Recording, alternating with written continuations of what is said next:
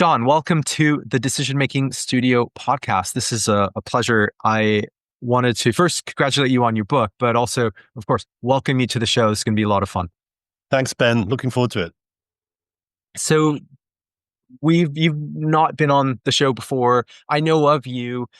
My listeners may know of you, but maybe not. I think a great place to start would be a bit of a background. And I also ask my guests to don't worry about how much time they take in answering this question in terms of who you are, what you do, and how you got to be doing what you do.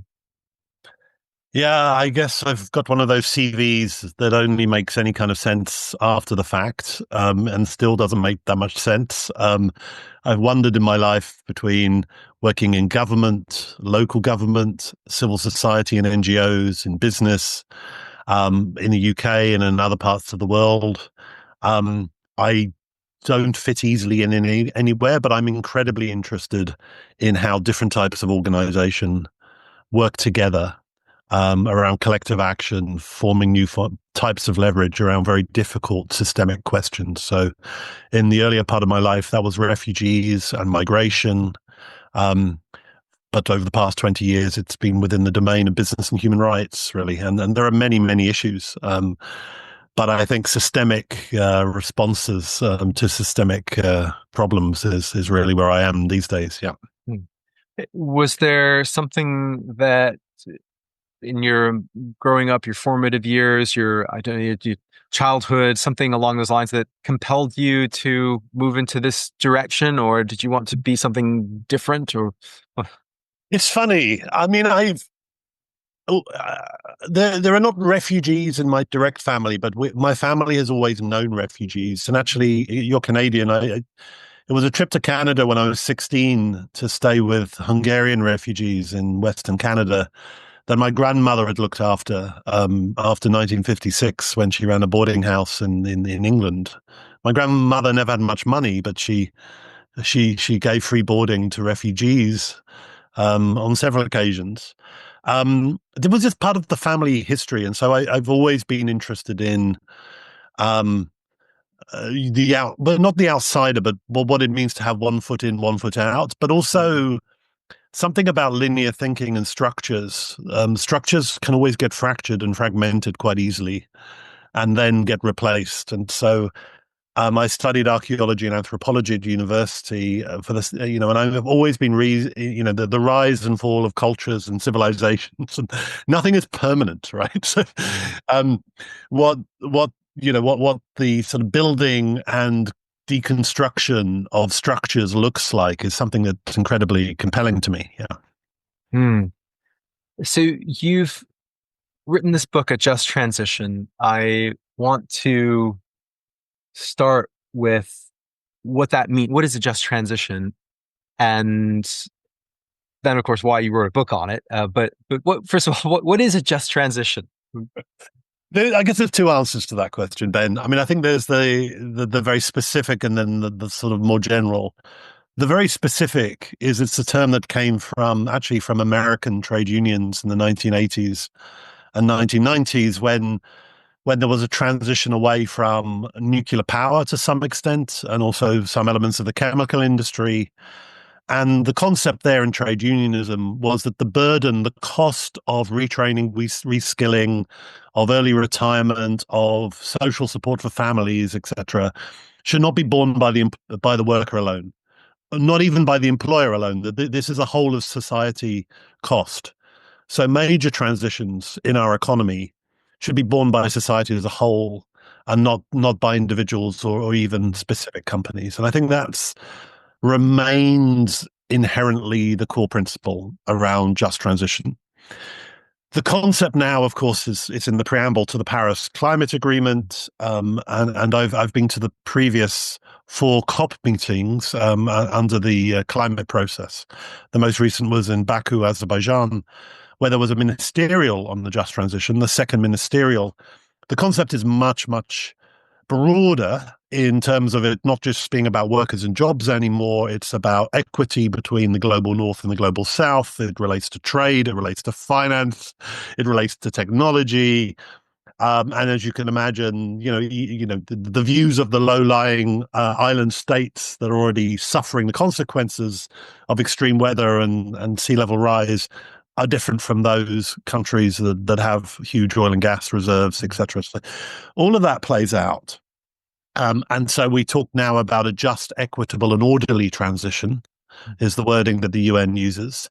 But essentially, it goes back to that initial concept of the trade unionist in America. So actually, it's about equity more than anything else, I would say.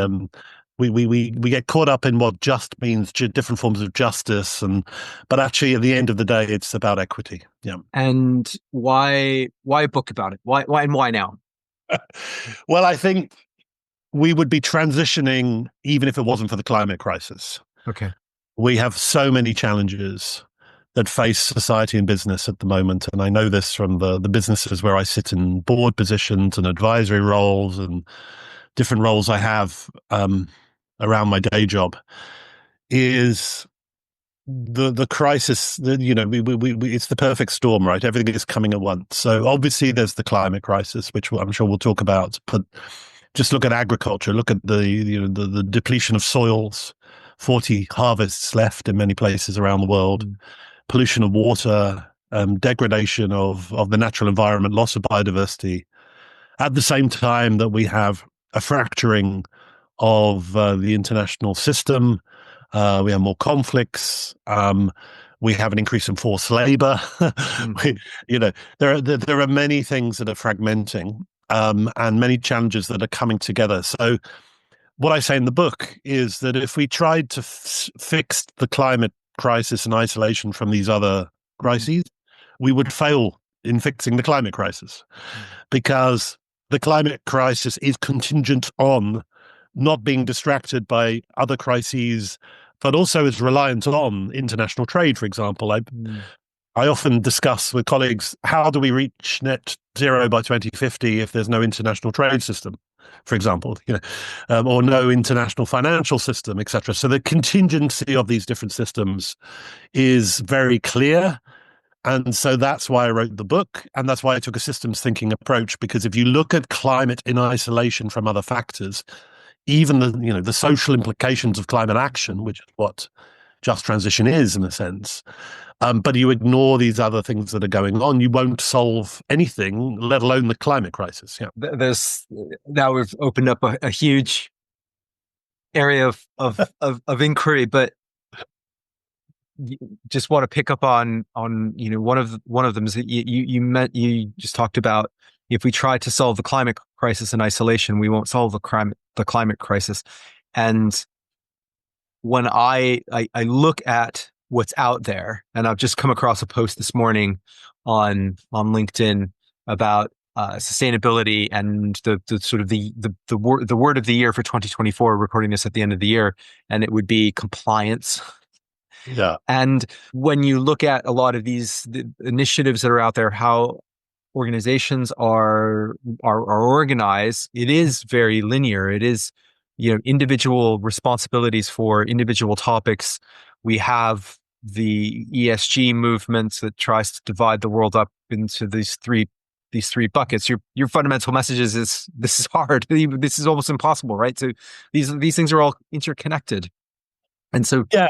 Yeah, Definitely. And people get worried about complexity, right? Because, oh my God, if we break down the silos, isn't it also complex? Mm-hmm. That is completely the wrong response, right? Mm-hmm. You've got to embrace complexity. Yeah. I mean, hey, wake up. The world is complex. I mean, the world is complex beyond our understanding, right? I mean, it's much easier, to get a man on the moon than it is to understand how our brain works, or how our gut works, or so linear thinking can get a man to the moon, right? But it doesn't solve the question of how you lose weight, or how you remain healthy as a human being, or how we solve for any of the main challenges we face within interrelated and interdependent systems. So, linear thinking is an illusion. It's an important illusion, right? Newtonian physics are really important, but they are only a construct. Mm, Mathematics is the construct, right? mm, Within a much more complex set of variables, many of which we don't understand. And human rights, and I've worked in human rights most of my life, is very much built on linear thinking. Justice, law, accountability is very much linear. So I'm not against linear thinking. And I think that's a misunderstanding of systems thinking to think that somehow it's opposed to linearity. mhm, Um, what I think the problem is many people don't understand the bounded rationality that in which they sit. And Hermit Simon, the economist, developed these. This is sort of a reuse of his work that MIT developed in the 1990s. But unless you sort of accept and begin to understand the bounds of your rationality, of your place in the system, you're going to be often working towards perverse outcomes. mm, And that's so the siloing of ESG or the different UN agencies working on isn't necessarily the problem. You need a level of linearity for accountability, and we'll come back to this. But thinking that these silos are immutable and forgetting that they're actually arbitrary and reassessing where the bounds sit continually. If you don't do those things, then the linearity does become the problem. Yeah, I think in many mm, cases that is within business and other organizations. There's a lot of linearity where you forget the complexity you're dealing with. Yeah. mm. That's a difficult, almost a mental trick to try and pull off. That we need the bounded rationality, we need linear thinking, but we also need to understand we need to understand the limits of it. And yeah, I love actually it coincides with another uh, podcast episode that I've just recently released, and the guests were a couple of behavioral scientists, and they said that behavioral science is it's not rocket science; it's much more complicated, much more difficult than Yeah. so Yeah, so that that's not a joke. That's true. yes, yes, It's true. yes. It's not a joke. Yeah. Could you talk a little bit about systems thinking and how you look at it in the context of climate change and of sustainability and human rights and all of these interrelated related topics? Yeah. I mean, I think the biggest problem with systems thinking is our brains don't work that way, right? I mean, and if you read the work of Donella Meadows and others, um, who were some of the first people to take systems thinking and begin to apply it to social issues, Hmm. um, it illustrates quite quickly. And she uses the bathtub analogy, for Yeah. example, with the tap's on, but the plug is also leaking, and you Mm, can sit in that bath for hours maybe before you realize that you're losing a hell of a lot of water, right? mm, mm, um, and that's been part of the problem with climate change itself. Is there are absorbers that hide the fact that the change is happening, and we're so bad at understanding this around ourselves in our world. Um, Often computers help us see the patterns that are going on that our brains can't compute ourselves. And we know that this is the way that nature works, right? We know the natural environment and life on this planet accords to systems behavior. And of course, systems theory is alive and well in science and computer mhm, science. Applying systems theory, which is sort of the hardwiring, if you like, that you might see in a scientific approach to people, I think requires you've got to be very careful, and that's why I don't call it systems theory. I call it systems thinking. mhm, It is in some ways a metaphor, right? It's a tool. People are incredibly complex, and I think we're a long way away from diminishing humanity and human agency to a set of variables that could be put into a computer program. Although it is amazing what generative AI is doing at the moment, and mhm, if I'd had more time, I'd have written a chapter on Gen mhm, AI as part of this book. But but we're still a way off, right? And I think we some of us are worried about the day where you can hardwire humanity into a system Yes. in a hard science sense. But as a set of, but as an intellectual tool, systems thinking is incredibly useful because it begins to make us think that our behavior and our best intentions can often not have the outcomes that we're hoping for. Hmm. And I think the bounded rationality and some of these other ideas and how we actually create change requires leveraging the whole system, or at least part of the system, and not the sort of idea that my actions alone can necessarily produce outcomes X, Y, Z and impact X, Y, Z, and therefore the world is a better place. And of course, that is the way that most of us have to report to our funders. That's Mm. how the development programs run like that. A lot of economics runs like that. I mean, the world accords itself to, the accounts that companies publish every year to shareholders are based on this sort of linear premise. But we forget that this is completely artificial. Hmm. And if we think about ESG and how business should behave in a sustainable way, in relation to environmental and social conditions, to not challenge that sort of linearity, we won't get anywhere basically in terms of Mm. sustainability. That's so for me, systems thinking is not just essential for the just transition. Systems thinking is essential for the whole sustainability discussion. Yeah. Right. And it's feels so infinite because everything is connected and interrelated, and we love, as I guess as humans, to be able to box something in and say, "Oh, this is this part of the E, and we're the E in ESG, and we're dealing with carbon emissions, and that's the thing." And then over here we've got the, I guess human rights would be in the somewhere in this the S, and so we box that in, and we've got metrics and dashboards, and there might be something that sort of seems satisfying about it, but I came away from your book thinking, wow, like climate change is actually is very much a human rights issue. Yeah, it You is. can't, when you start to think about climate and then soil and agriculture and water and access to water amongst communities, and this all interrelates. And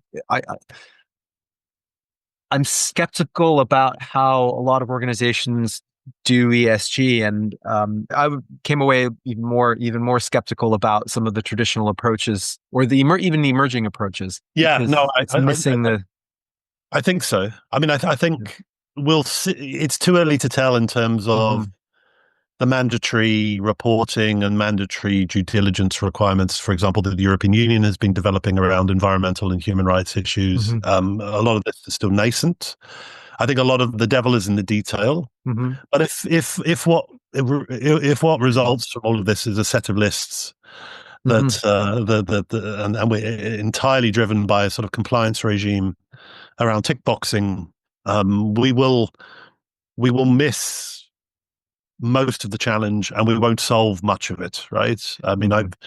I've been doing a lot of work on forced labor recently, and the 27 million people around the world in forced labor situations. It's highly systemic, highly contextualized, and the approaches of a single company or even a group of companies alone and their supply chains, whilst admirable, right, will just have a minimal effect on the problem at best, and at worst will just shift the problem elsewhere in the system. Mhm. Take it out of the supply chain of an international company and move these people, maybe sometimes even to situations of greater vulnerability, right? So it's absolutely essential that different actors are aligned. But when we look at what does work, I mean, if you look at the response to building integrity after the Rana Plaza factory collapse in Bangladesh in 2013, we're now 11 years after that. Um, but there haven't been comparable building collapses. I mean, there have been some minor ones, and the rights of workers could still be a lot better. But if you compare, the apparel sector in Bangladesh now to where it was before the Rana Plaza factory collapse, on some of the very basics, right? Things have definitely improved, and that's because all of the different actors have been aligned and have incentivized Mm-hmm. each other. The government of Bangladesh has been heavily incentivized. Mm-hmm. The factory owners, even the corrupt ones, some of them have been closed down. Mm-hmm. Some of them are still there, but there's been a huge incentive towards building inspection, huge amounts of accountability, a lot of attention, and even the brands themselves have stepped up to say that they're part of the problem and that their own purchasing practices and the demands they're putting on suppliers then get suppliers to use cheap Mm-hmm. labor and bad buildings, right?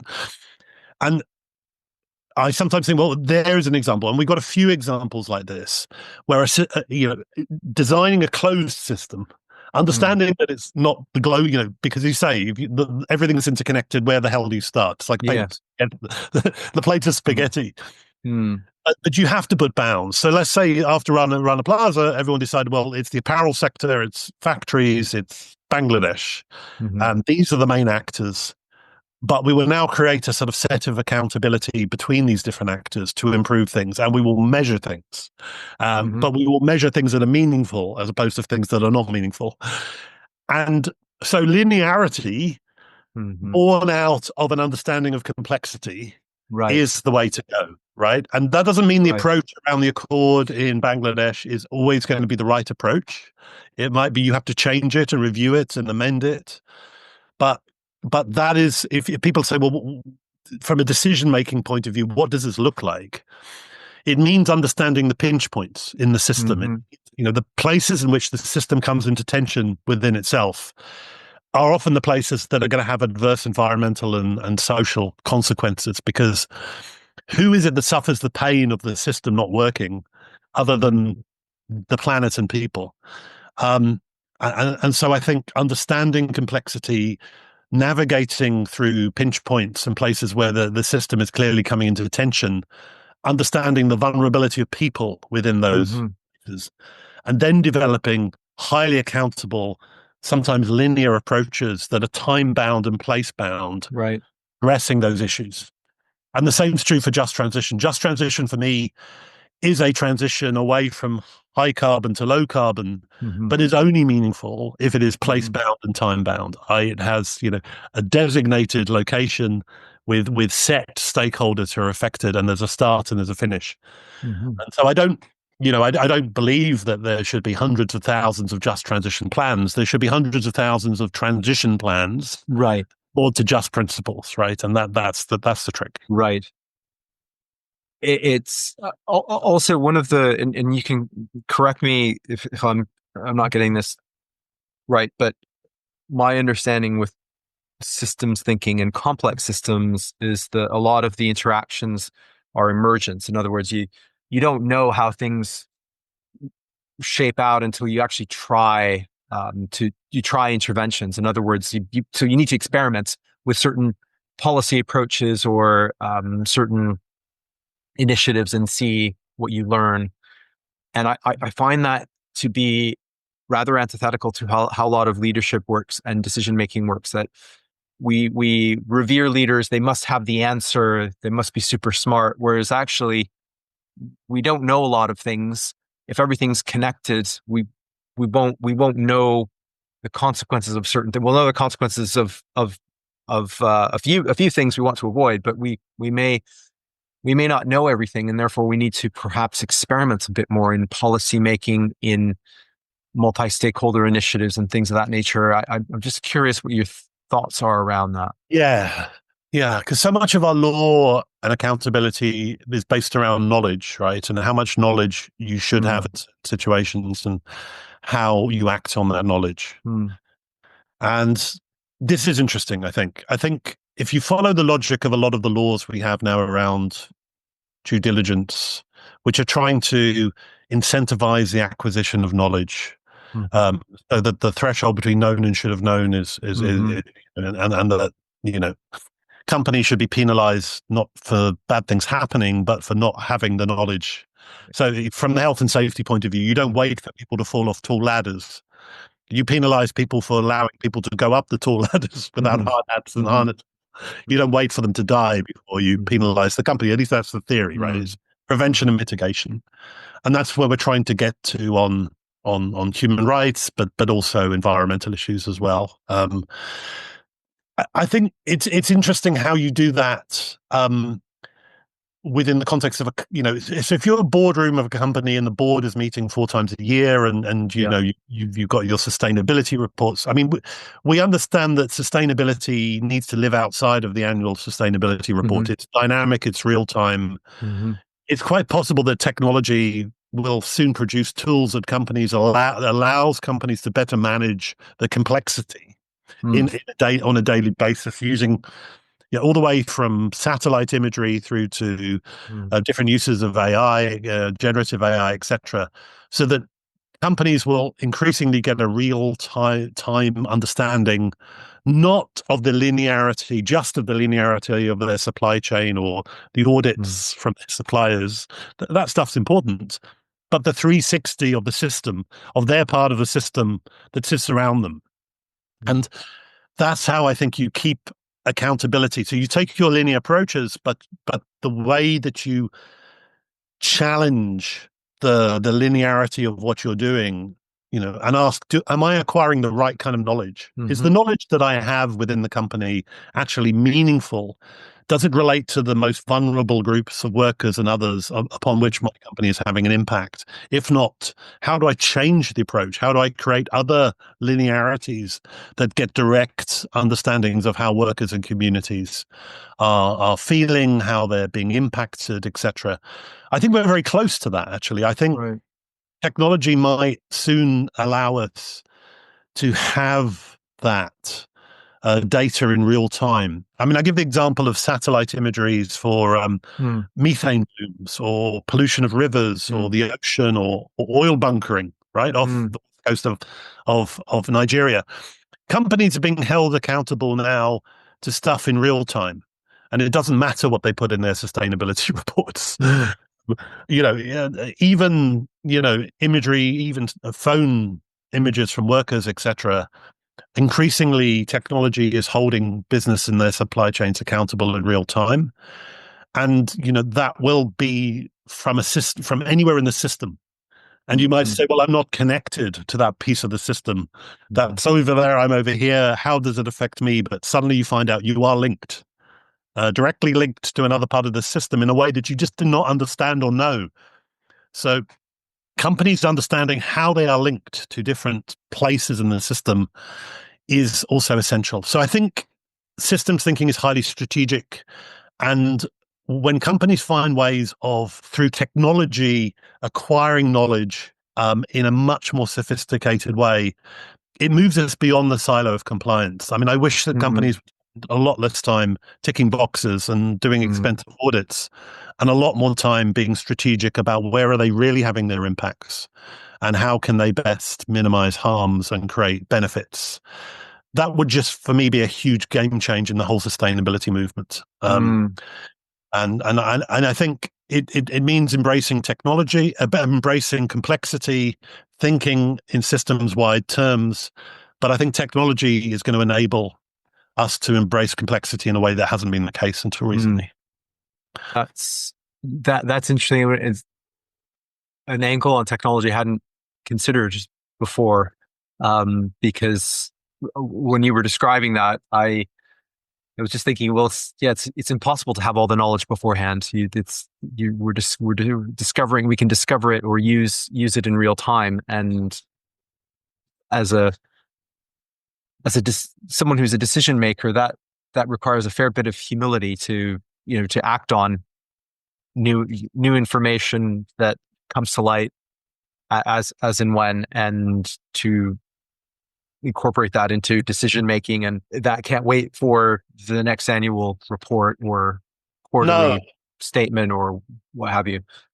and it really does rely on multi-stakeholder approaches, because Mm, if the question is, when a business is in front of a government or a court of law and they have to account for not doing their due diligence, the question of reasonable, I mean, what could reasonably have been expected for a company to have known in sure. certain context? Hmm. If knowledge around systems is becoming more available Mm. and more accessible, then the threshold of what could or should have been known will raise, right? And I think the corporate veil and all these other ways in which companies have tried to protect themselves and their decision makers from dangerous Mm. knowledge Mm. will not will be pierced Mm. by technology itself. So there'll be a much more dynamic idea of what a company should have known in a in different context. I think Right. this is happening around us. Just look at Right. examples. So, and we before we came on air, we were talking a bit about the Grenfell inquiry in the UK and Mm. the Post Office inquiry, and classic, very sort of hierarchical, passing the buck. It wasn't my Mm. problem. I couldn't have known. I didn't Mm. know. I wasn't the controlling mind, etc. Mm. Defense. These things are just not going to stand up. I think in a context in which knowledge was more easily available and what should have been known will what reasonable behavior is will be defined more by the peer behavior of whole groups of companies, Mhm. civil society and business defining that together. um we worked on multi-stakeholder initiatives for a long time, some of us, and sometimes people say, well, the days of multi-stakeholder approaches are finished now because we have laws coming in, we have compliance. But I think it's only the beginning. Mm. I, you Mm. know, and you talk to the regulators, many of them understand this, that they're going to Mm. look to multi-stakeholder approaches to define what the letter, the Mm. spirit of the due diligence means in practice. And so I think the days of collective action are ahead of us, not behind. And for me, that's an absolutely essential part of systems thinking, because one of the things you can do through a multi-stakeholder approach is understand bounded rationality, because Mhm. you have different You people have from different different parts of the views. system Sure. who are bounded in different ways, and you Yes. can point each other's Yes. rationality, and you're Yes. pushing the boundaries back when you do that. And we've never really thought about collective Mm. action that way, but it is a Yeah. great way of minimizing bounded rationality within the system. Definitely. Right. Right. I, that's fascinating. Where does that view come from that we won't need multi-stakeholder initiatives? I would have thought it was the opposite. I've heard it so many times. I mean, I think Really? it's a civil society view sometimes. Okay. Legal accountability. A lawyer's perspective, perhaps. Right. I mean, I think there are lawyers in companies and also lawyers holding companies accountable Right. who sometimes agree on the fact that somehow now the laws are coming. Um, Mhm. because I think collective action and multi-stakeholder initiatives are seen as voluntary, right? But Right. that's a very simplistic view. Yeah. It's not helpful when you have the voluntary principles on security and human rights that Yes. actually have the word voluntary in the title, Yes. because these things are not voluntary. Essentially, these things will become essential. Yes. um, Otherwise, you're going to have lots of bad laws and lots of bad compliance, and you're going to have companies gaming the system, and everyone becoming very cynical, and everything will be meaningless. Um, Understanding how things really work requires, as you Hmm. said, stakeholder approaches, collective action, and the wording within the due diligence directive of the European Union Hmm. hints at this. So I Hmm. think the regulators in Brussels understand and will be looking to Okay. these approaches, and it's a misunderstanding of regulation to think that somehow Yes. collective action isn't also And needed. Yeah. I think it's a fundamental misunderstanding of human decision making in a wider sense. If you think about any strategic decision in any organization, pooling diverse perspectives, even from within an organization, is incredibly powerful. And most organizations don't do that on a regular basis. When we started to talk about wider societal challenges like this, I'm actually quite alarmed by by learning that people think that multi-stakeholder initiatives are maybe there's changes to how they ought to be run, or there are other ways of bringing in diverse perspectives from stakeholders that maybe there might be new techniques or other ways to do it. But I fundamentally I I I, I find that I find that alarming. Yes. Yes, it is. It's one of the many alarming things, I Yeah, think. right, right. And of course, there's a reality that in companies, for example, more and more resources are being put into the compliance and reporting function Yes, because of the yes, law, and therefore there are less people thinking strategically about these questions. yes. So that is a challenge, right? I mean, if the response of business now is to just see this as a compliance issue, and not to talk about this strategically at board and executive level, that is also a big mistake to And, make. and I recall way back when I was working with an oil and gas company, and they had they were moving into the Arctic, and they made a an assumption that because they worked this in North America and in other parts of North America, and they understood the legal system and everything in quote unquote stable country, that they wouldn't have many challenges, and they found lots of opposition from indigenous peoples and involved in whaling, and if you asked a few people, if you civil society groups, a few local communities about this, they would have known long before, and it's not, this isn't rocket science. This is just asking people, what they might think about something. And you talk about this a little bit in the book about, we have this concept of free, prior, and informed consent, Consent. right? But Yeah. but this is not. This is just asking. This is just finding out. This is not. There aren't these hidden things necessarily about what people might think about an initiative. Yeah, and there's a whole lot of mystique built up about free, prior, and informed consent, and Right. I mean, Could you I, explain it for my listeners who yeah. And I wrote about it also in my previous book on social license 9 years ago. Too. I mean, I think it's a very important procedural right that Indigenous communities have.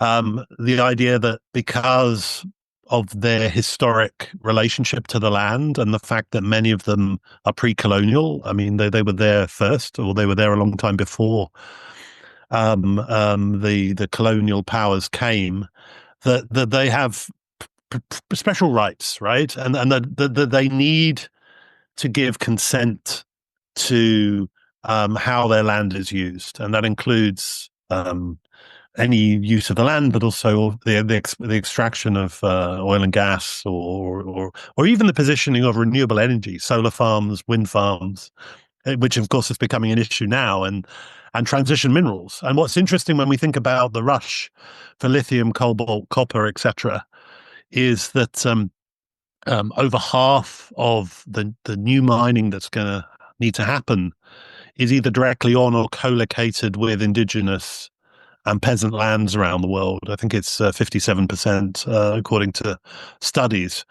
So, the transition is going to really have a big impact on indigenous peoples around the world. It's not, it's not coincidence that Mm. that indigenous peoples, have largely been left the rocky, inhospitable places around the planet, which is where where most indigenous lands are now. And then, of course, those are the geologically most interesting places for mining. So, you just think about it for a second, you understand why Yeah. this is true.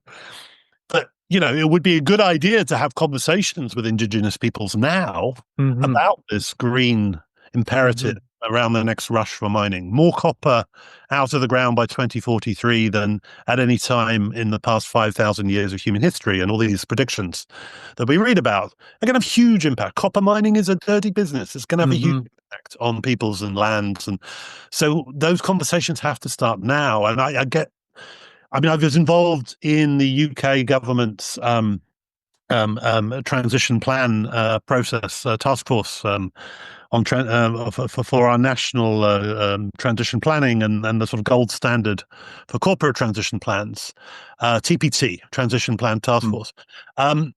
And indigenous peoples were rarely discussed, right? So we talked about mining, we talked about the need for cobalt and lithium for British industries and for the transition, but no one talked about when because it was outside the UK, a long way down big supply chains. But our rush to net zero in the UK is going to have a tremendous impact on peoples thousands of miles away. Because the cobalt, the lithium, and most of the manganese and most of the copper, etc., is just not here, right? It's other places. Hmm. So, free, prior, and informed consent, should not be understood as a veto, though. I mean, that's another Mm. misunderstanding of it, isn't it? And indigenous peoples don't see it like a veto; they see it like a marriage. Okay. They, when I was on a panel with an indigenous leader a year or two ago, I was asking him this question, and he says, "Don't think about that. We're going to use free, prior, and informed consent as a brake to stop the green transition. We care about the environment in the world. We've always cared about it, right? We've been telling you things are going wrong for that hundreds of years. You just haven't been listening. Now you're Hmm. listening. Hmm. And you want us to, have all these mines on our land and wind farms." And he says, "Yeah, it's a marriage, right? And the thing about FPIC is it's not a moment in time. It's not, we give you consent and therefore you do what you Mm. want. It's like a marriage. You can get divorced, right? Mm. You treat your partner with respect and dignity, Mm.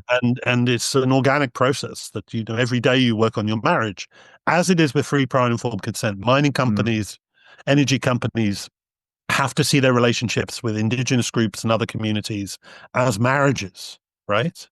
Built on trust that is developed through time, sometimes co-ownership, right? You're sharing the bank account, you're sharing assets, you're taking risks together. Think about these things as marriages, Mm. not as legal documents. Yeah. Mm. You, a few things I found really quite interesting.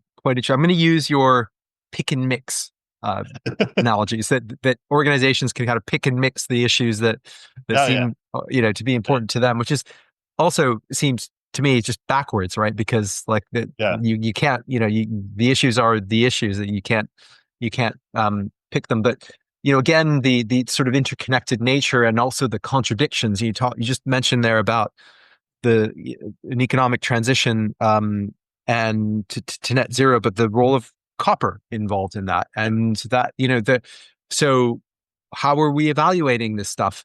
There'll be social environmental impacts to the mining of copper, but copper is important to this transition, and so there are trade-offs, right? And these are not easy.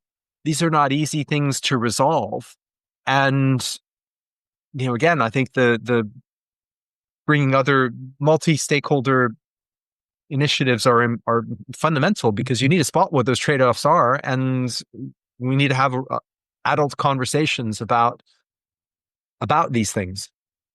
Absolutely. And I think sometimes if you look at some of the commodity, at the Institute for Human Rights and Business, we're quite involved now in a number of these Hmm.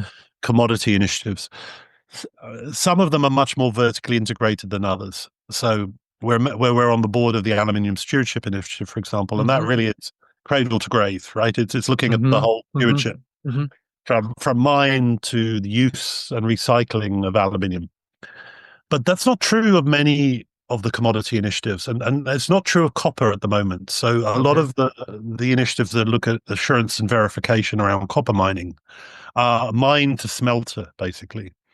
And often there's a black box at the smelter stage where, well, a lot of it's in China and other places, Mm. and you don't have that traceability all the way through. That's one issue. But another issue is the use of copper in the built environment and elsewhere. Those people who are using the copper are not in a conversation with the people who are digging the copper out of the ground, and are in no conversation with the people who are being impacted by the digging of the copper out of the ground. These people are just not, they don't even know who each other are, let alone Mm. talking to. And if I was an indigenous community and somebody said, well, we need to open a copper mine down the road because the world needs the copper, we're saving the planet. Is that okay? Mm. I'd be saying, yeah, I get that. But then if I did, you know, then I said, well, what are the predictions about how many copper mines does the world need? Mm.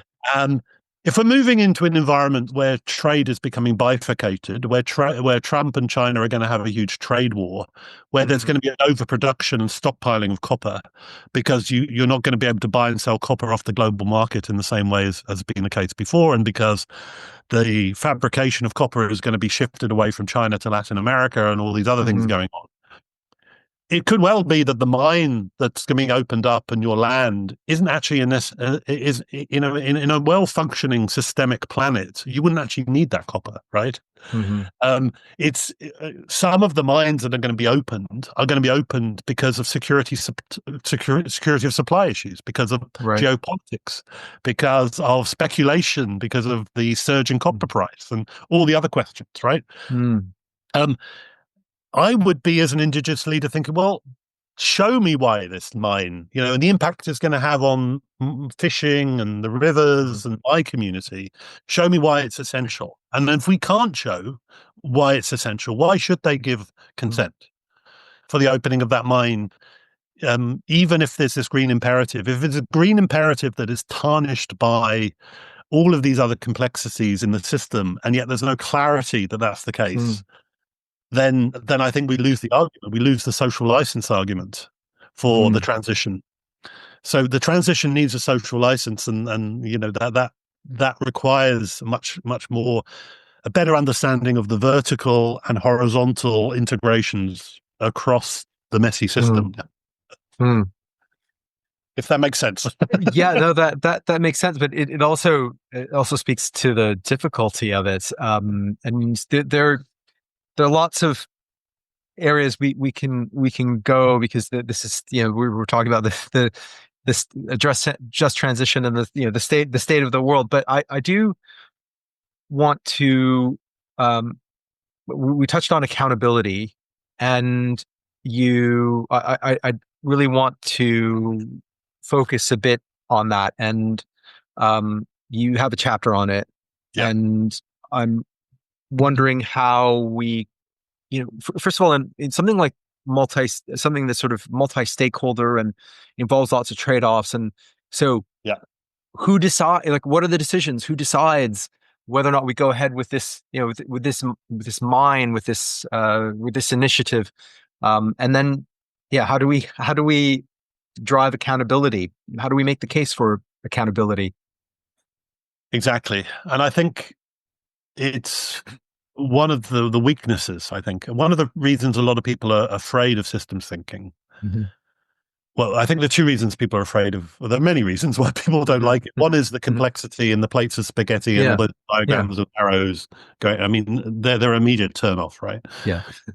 Um, and I don't like those either. And I only did one of those in the book, and I did it deliberately as sort of a sort of abstract vision of Mm, of a complex mm, system as opposed to a real one, because it's only a, yeah. it's only a metaphor in the sense. But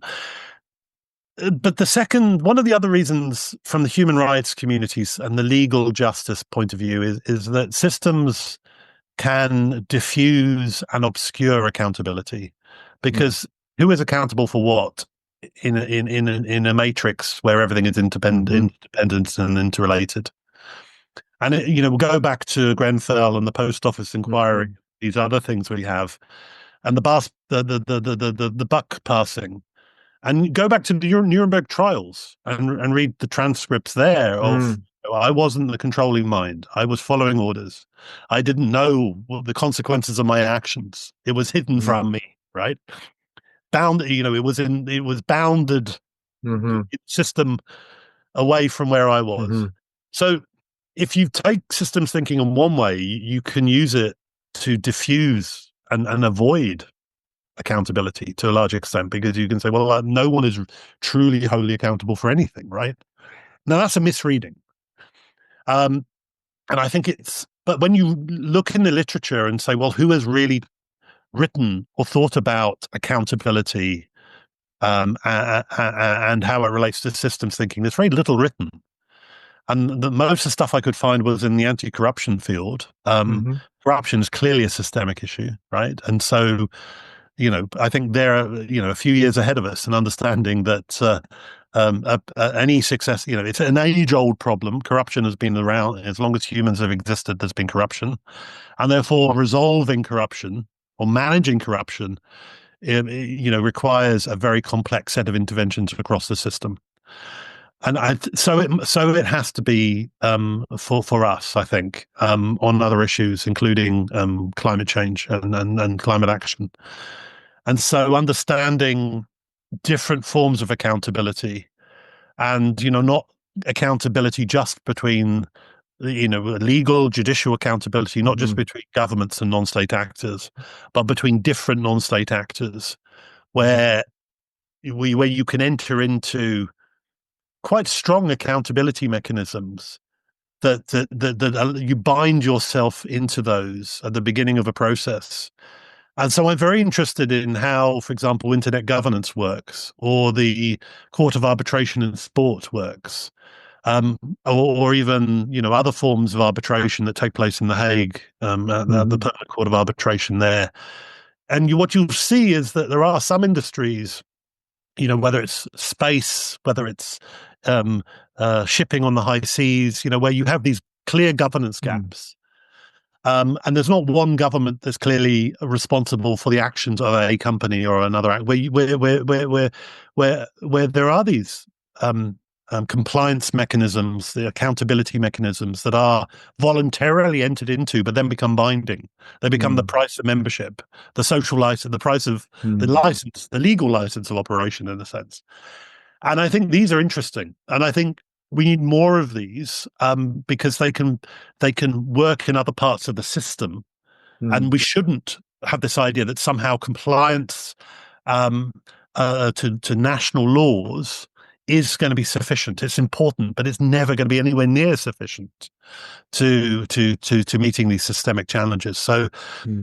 again, if I had more time, I'd have written. I would have interviewed people. If there's not enough written, I would have tried to find the people and interviewed them about how do you make accountability work within systems.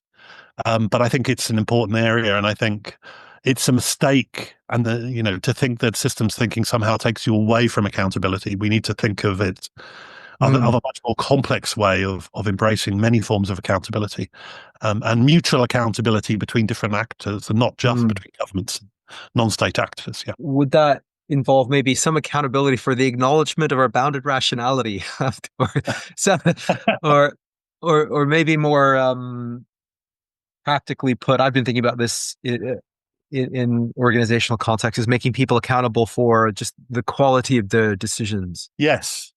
Again, this morning I was listening on the radio about the decisions that physicians and doctors make, life-threatening illnesses, and do they always make the right decisions? And they don't always make the right Hmm. decision. And so, there's a number of hospitals in the UK now have patients have the right to get a second opinion, right? So somebody else in the hospital or another Right. hospital can can interrogate the decision that the Hmm. consultant, the physician has made, as a principle of accountability, as a Hmm. secondary defense, Hmm. if you like. Again, really interesting, right? And how that has been seen as such a threat to the institution. In our case, the NHS, the National Health Right. Service, the biggest public employer in the world outside of China, I think, Hmm.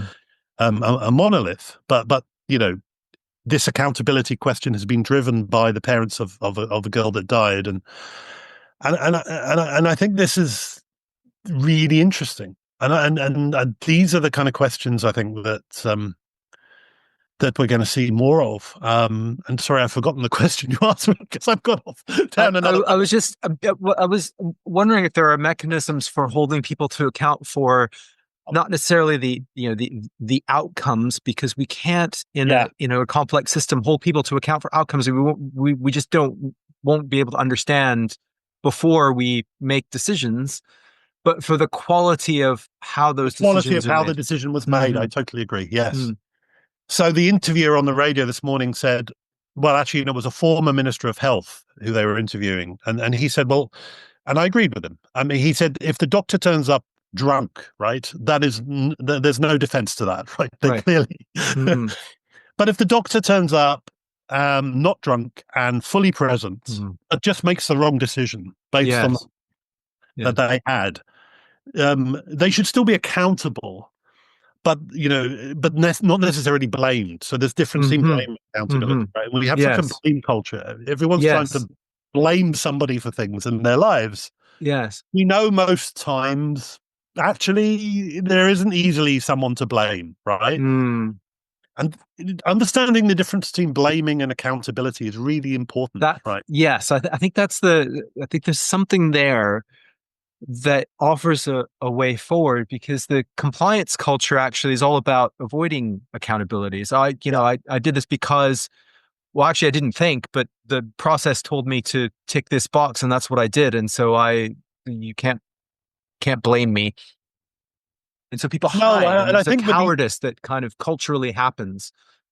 yeah, and if you think about the Grenfell inquiry, the post office Hmm. inquiry, the Hmm. blood scandal, we've got so many inquiries in the UK, and Yes. maybe you have in Canada and elsewhere as well. So much going on. Um, is it's not the really bad thing that happened wasn't the fact that the post office put its faith in the Fujitsu computer Hmm. system, made some really bad IT decisions, Hmm. or even that those initially had a bad effect on people running post offices. Um, it's that they then, when the evidence, well, they were late to see the harm they were causing, and when they did Yeah. see the harm they were causing, they buried it, right? Yeah. Right? Yeah. They buried it because they were worried about the consequences at that point of admitting failure and being blamed. And we need accountability mechanisms that, as you say, assess people on the quality of decision making and not necessarily the outcome of those decisions. I Yeah. think that's exactly right. Um, and we're nowhere near that. And I maybe ask you No. a question. Why, Ben? Why do you think we Well, don't have? I mean, it seems such a yeah. reasonable thing to say, but why aren't we in that world now? I I I wish I knew, but actually my conversation tomorrow with Dan Davies maybe will shed some light on that, in that we're optimizing for single things. In business, we're optimizing for shareholder value, but like Yeah, that's it. Um and because of that, we've built all of these systems and mechanisms that are antithetical to holding people account for exercising good judgment. So I'll give you an example from my time at BT Group, that we had this big accounting scandal in the Italian business, and it ended up costing £500 million. Now, there there were people along the way who said, "Look, we're in a Italy's in a down market generally, but we're making money there. That's a little strange. Why is that?" And that kind of question gets buried, right. and no one. But when we see a contradiction, we should actually, our curiosity should, Yes. should go off and say, that let's just look into that.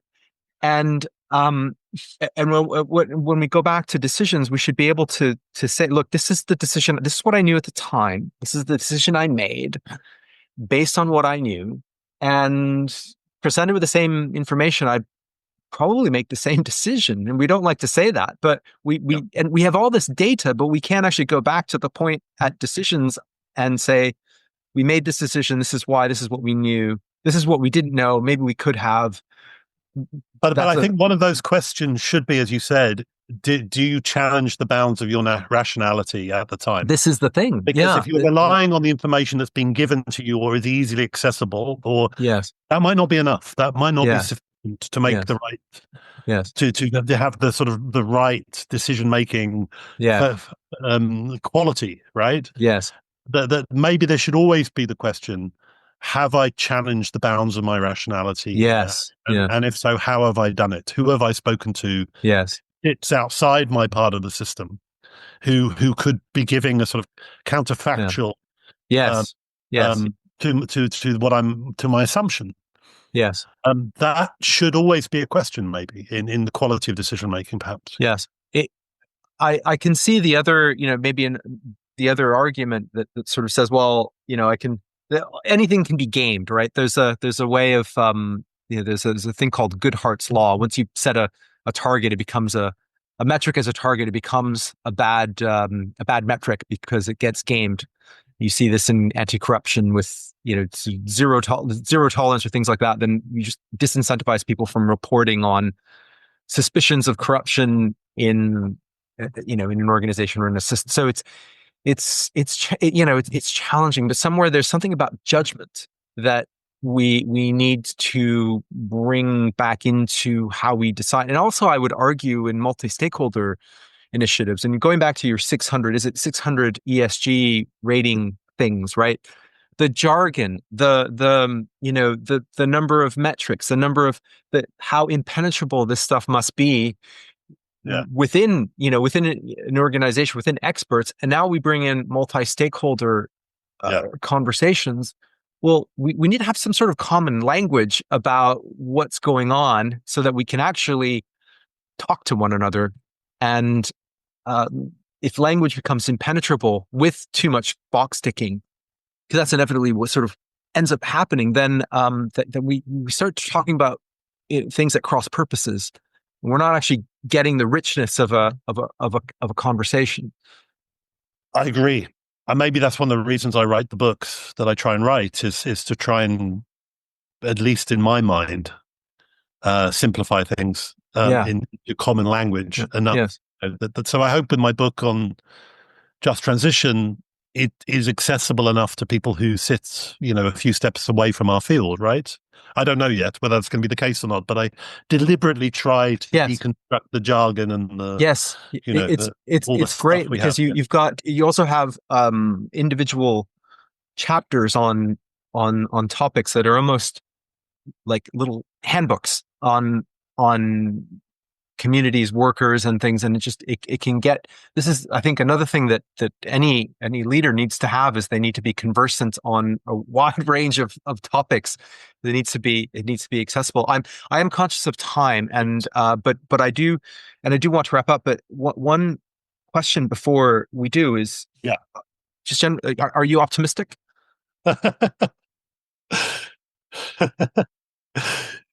Do you get to choose whether you're optimistic or not, or is it something that life gives you it's either genetic Ooh, that's a good question. or your formative years, Mm, perhaps?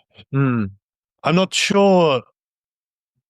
I'm not sure you get to choose about whether you're an optimist or not. I mean, and so I do think I am one of life's optimists, mhm, but maybe naively so sometimes. But I do think, I was shocked, for example, when Donald Trump got elected in America mhm, a few weeks ago, and I don't mean that in a political sense. I just think, why would people choose someone mm, like that to be their leader? I mean, well, why would you?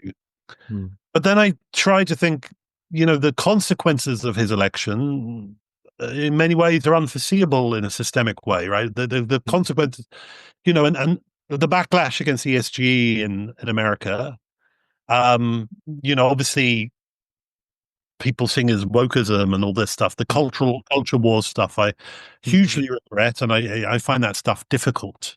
Um, but interrogating a lot of the bullshit around mm. BSG is Yeah. not a bad thing to It's do. healthy. Right. Right. Right.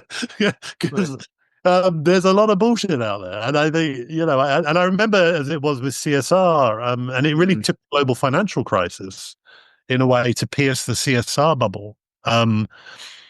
Corporate social responsibility. What was mhm, it? 15 years ago now. And I think it's important that the tide goes out every so often, and that we have to fight for these concepts because sometimes it brings into clarity the things that really matter. So, mm, whilst I'm worried about the future of the world in many ways, and wars, and I'm very worried about international trade and the fragmentation of because I don't think we get to net zero without international trade and things like right. that. Um, Right. those things worry me, I would say, but I think on balance an optimist. I hope you are, Ben, too. Yeah, I don't know. It depends on the day. But no, that's, and I think books like this and your work certainly help with that.